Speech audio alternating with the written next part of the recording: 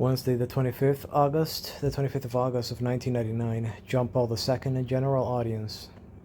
Dear brothers and sisters, as we continue our reflection on conversion, sustained by the certainty of the Father's love, today we will focus our attention on the meaning of sin, both personal and social.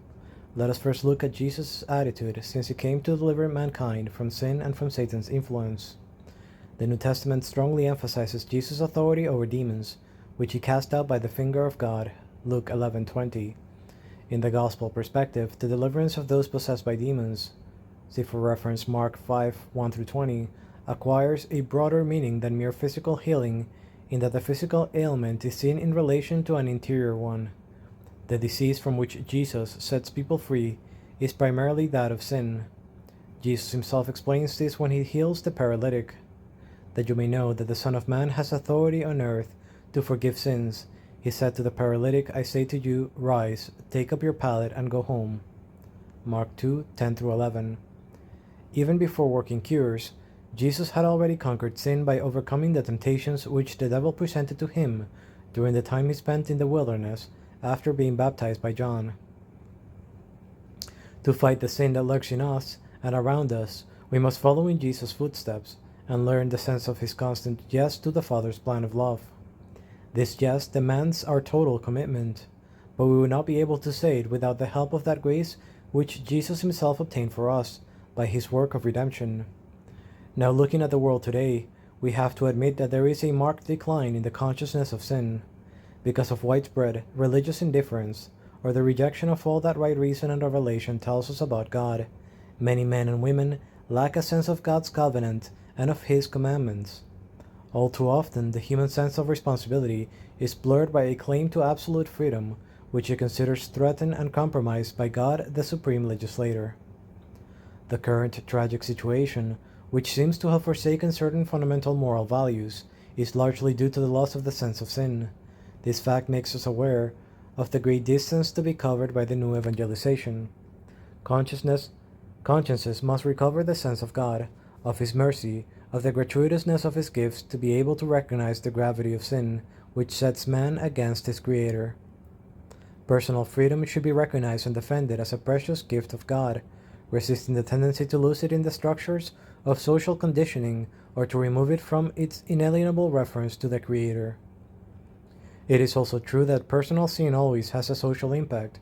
While he offends God and harms himself, the sinner also becomes responsible for the bad example and negative influences linked to his behavior. Even when the sin is interior, it still causes a worsening of the human condition and diminishes that contribution which every person is called to make to the spiritual progress of the human community.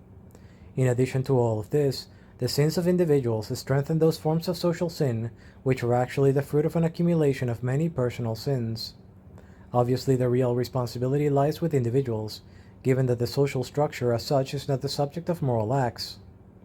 As the post-synodal apostolic exhortation, Reconciliatio et Penitentia, Reconciliation and Penance, recalls, whenever the Church speaks of situations of sin, or when she condemns as social sins certain situations or the collective behavior of certain social groups, big or small, or even of whole nations and blocks of nations, she knows and she proclaims that such cases of social sin are the result of the accumulation and concentration of many personal sins. The real responsibility, then, lies with individuals. It is nevertheless an indisputable fact, as I have often pointed out, that the interdependence of social, economic, and political systems creates multiple structures of sin in today's world. Solicitudo Rei Socialis, Catechism of the Catholic Church, number 1869. Evil exerts a frightening power of attraction which causes many types of behavior to be judged normal and inevitable. Evil then grows, having devastating effects on consciences, which become confused and even incapable of discernment. If one then thinks of the structures of sin that hinder the development of the peoples most disadvantaged from the economic and political standpoint, one might almost surrender in the face of a moral evil which seems inevitable. So many people feel powerless and bewildered before an overwhelming situation from which there seems to be no escape.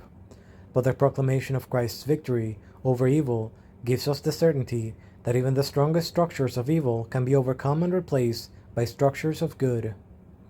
The new evangelization faces this challenge. It must work to ensure that people recover the awareness that in Christ evil can be conquered with good. People must be taught a sense of personal responsibility closely connected with moral obligations and the consciousness of sin. The path of conversion entails the exclusion of all connivance with those structures of sin which today, in particular, influence people in life's various contexts. The Jubilee offers individuals and communities a providential opportunity to walk in this direction by promoting an authentic metanoia, that is, a change of mentality, a change of heart, that will help create ever more just and human structures for the benefit of the common good.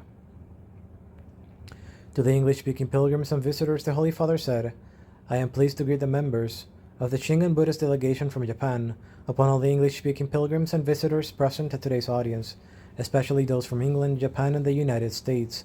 I cordially invoke God's blessings of joy and peace."